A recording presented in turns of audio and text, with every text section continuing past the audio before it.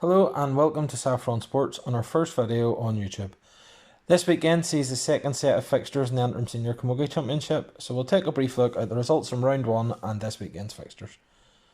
The opening round of games were played last weekend, with Loughgiel taking on Randalstown on Friday and Dunloy taking on Ballycastle last Saturday.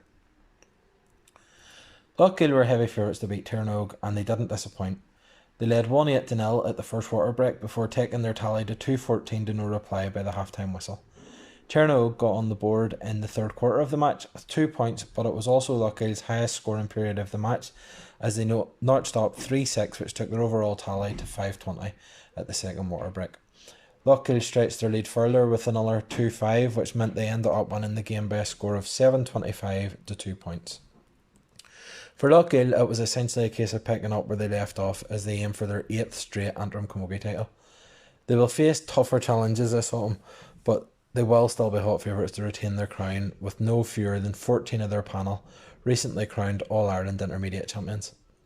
That will only increase confidence levels, and they are undoubtedly the team to beat.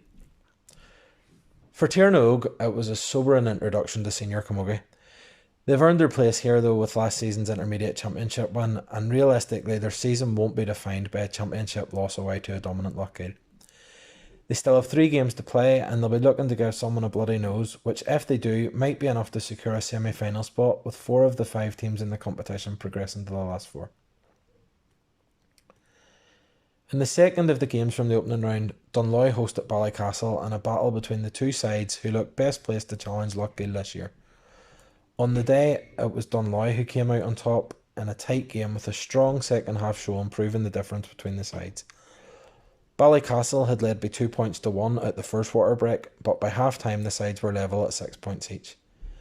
Ballycastle could only muster a solitary point in the second half, while Dunloy managed 5, which gave the Cuchullains an 11 point to 7 point victory. These sides look the most likely to be battling out for a place in the final against Loughgiel, and Dunloy will take a lot of confidence from the win. They were led by All-Ireland winner Nicole O'Neill, who scored 7 points, while minor All-Ireland winner Cassie MacArthur was next best with 2 points. Erin Elliott and Katie Malloy also pointed as Dunloy took the win. Ballycastle will be disappointed with their second half showing. Last year's runners-up were led by Kiva Wright, who scored 4 points, while the Kelly sisters Maeve and Fionnuala and Niamh Donnelly also pointed for McQuillan. After Saturday's defeat, Ballycastle will be looking to bounce back, but they couldn't face a more difficult task as they take on Loughgiel. With 7 championships won in a row and a heavy win over Randalstown under their belt, the Shamrocks will be expected to win, which if they do would leave Ballycastle on 2 defeats from 2 games to start their campaign. That said, Ballycastle will be confident that they can do enough against Randalstown and Cushendall to secure a place in the semi-finals, but they'd much rather get themselves on the board this weekend if they can. In last year's Antrim final, Ballycastle lost to Loughgiel by 9 points, but they will believe that home advantage, and with the game looking likely to be played in poor conditions if early weather reports are to be believed, that they can make a real game of this.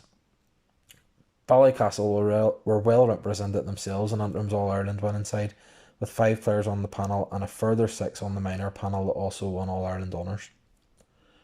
Ballycastle's minor team also recorded a win over the Shamrocks this week, so they won't fear Loughgiel and will feel that they themselves are a side full of potential, and this Saturday could be the perfect time to fulfil it. Cushendall, who were the odd team out in the opening round of fixtures, will get their campaign underway on Sunday evening when they make the trip to take on Dunloy. 2021 hasn't been a great year for Cushendall Camogie after a winless league campaign. They will be hopeful of putting some results together in the championship, but away to Dunloy will be a tough place to start. While results haven't been great at senior level this year, they do have some excellent players, with 6 players on the panel of the 2 Antrim teams that won All-Irelands this year. They have also been well represented in other underage county teams, so they will have confidence that the more their younger players get on the field, the sooner they'll be able to be competing at the very top level. Dunloy will be confident of a win here, and if they do, they will almost be guaranteed a place in the semi-finals with 2 games still to play. This is a strong Dunloy team, and they had 4 starters in both All-Ireland finals, which came to a total of 7 players because Anya McGill started in both finals. Right now they look like the team best placed to challenge Loughgiel. A win on Saturday would mean they're essentially in the last four with no midweek game ahead of a clash against Loughgiel next weekend. That'll be a good chance to see where they're at ahead of a possible meeting later in the season when it's Knockout Camogie. That brings to an end this weekend's action, but we will be back with more videos soon as the Camogie Championship continues, and we'll also have some coverage as the Antrim Hurling Championship comes to its conclusion next weekend with the senior and intermediate finals. Finally, Saffron Sports is a new sports network, and we have some big plans over the coming weeks and months, and would appreciate your help. We're on YouTube, Facebook, Twitter, Snapchat, Instagram and TikTok, so it would be greatly appreciated if you're on any of those platforms that you like, share, subscribe, follow or retweet our content.